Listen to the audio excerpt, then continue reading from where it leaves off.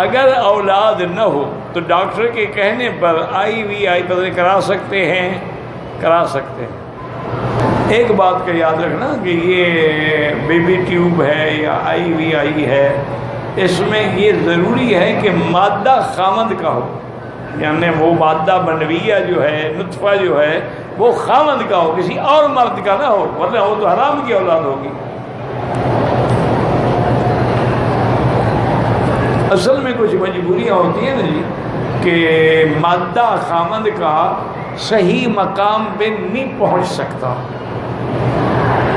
یا بعض اوقات یہ بھی ہوتا ہے کہ خامد کا مادہ ٹھیک ہے لیکن اس میں کچھ جراثیم کے اندر کمی ہے تو وہ دوائی ساتھ ڈال دیتے ہیں، وہ ٹھیک ہے، کوئی بات نہیں۔